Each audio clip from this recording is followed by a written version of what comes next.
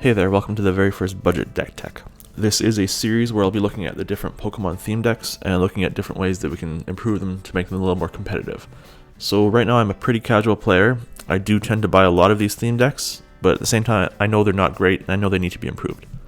I've set some pretty basic rules for this challenge. So first, I've got 10 Canadian dollars to spend. I will be using 401games.ca for their price list. I chose them just because they're the most convenient place for me to get cards from, and all these prices are current as of September 27th, 2016. Second rule, I gotta keep it to a 60 card deck. Third rule is that I can only add Steam Siege cards to this deck. The one exception is that if there is an existing non-Steam Siege card in the theme deck, I can add more copies of that card. And then my final rule is KISS, keep it simple. So my goal here is not to completely rebuild or redesign the deck, I just want to improve it. So I'm going to keep the same types in here. I might add more, but I'm not going to remove any types. And I'm going to try to keep as many of the original cards in there as possible. Third rule is that I can only add Steam Siege cards to this deck. The one exception is that if there is an existing non-Steam Siege card in the theme deck, I can add more copies of that card. And then my final rule is KISS, keep it simple. So my goal here is not to completely rebuild or redesign the deck, I just want to improve it. So I'm going to keep the same types in here. I might add more, but I'm not going to remove any types. And I'm going to try to keep as many of the original cards in there as possible. So the first thing I want to do is I want to get rid of some of the dead weight in this deck. So Litwick is a card that you get 3 copies of. It can't damage anything, and its ability is fairly limited. So I'm going to get rid of all 3 copies of Litwick. And if I take out Litwick, I've also got to take out Lampent.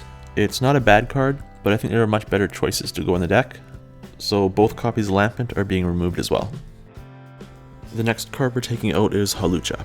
So for a basic Pokemon, it's actually quite good, but it just doesn't really serve a purpose in this deck and doesn't add a whole lot to it, so we're taking out both copies. And the final card I'm taking out is Potion. So I'm still on the fence with this one. It definitely comes in useful at times, but in the end I just figured there are other cards that would suit the deck better, so I took out the 1 copy of Potion. So that's going to leave us with 8 spots that we need to fill in our deck. So if we look at the remaining big hitter Pokemon we have, we'll notice that 3 of them have something in common. So first up is Hoopa, who has a Hyperspace Punch that deals 20 damage to any 2 of your opponent's Pokemon. And next up is Galvantula, who for 1 energy has a double threat attack that does 30 damage to any 2 of your opponent's Pokemon. And then lastly, we got Drifblim. And for 2 Psychic Energy, he can assign 8 damage counters to your opponent's Pokemon in any way he wants to. So all 3 of these Pokemon can damage your opponent's Pokemon on the bench. So now we just need a way to get your opponent to put their weak Pokemon on the bench, and that is where the Captivating Pokepuff comes in. So we're going to add 3 copies of the Pokepuff to our deck. They're currently going for $1 a piece. So the main strategy of the deck now is to use the Pokepuff to force our opponent to bring out their weak Pokemons and put them on the bench, and then we can use Hoopa, Galvantula, and Drifblim to hit them while they're out there. So I'm going to strengthen this strategy by adding 2 more copies of the Galvantula to our deck. So he currently goes for $1.50 a piece. The reason why I like him so much is that his double threat attack gets to apply weakness when you're attacking your opponent's benched Pokemon.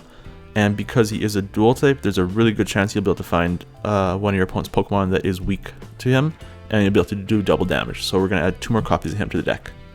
Next up, I got to add another Joltik to the deck. So he's going for a quarter right now. And he is pretty weak, and it's kind of risky to bring him out, but we do have to have 4 of him in the deck just so that we can make sure we can bring out all our Galvantulas. Next up, we're going to add another Hoopa to the deck, and he currently goes for $3. So the reason I'm adding 1 more of him is for his Portal Strike attack. We just need another big hitting attack just in case the whole Pokepuff strategy doesn't work out for us. And that's going to leave us with 75 cents to spend, and wouldn't you know it, Drifblim costs 75 cents. So let's go ahead and add 1 more of him into the deck.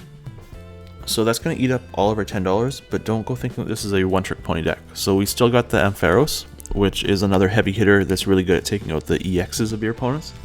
And then you got the Apom and Ambipom, and they're really good at just screwing around with your opponent's deck. Now this deck isn't going to win any tournaments, but hopefully it's a little more competitive now.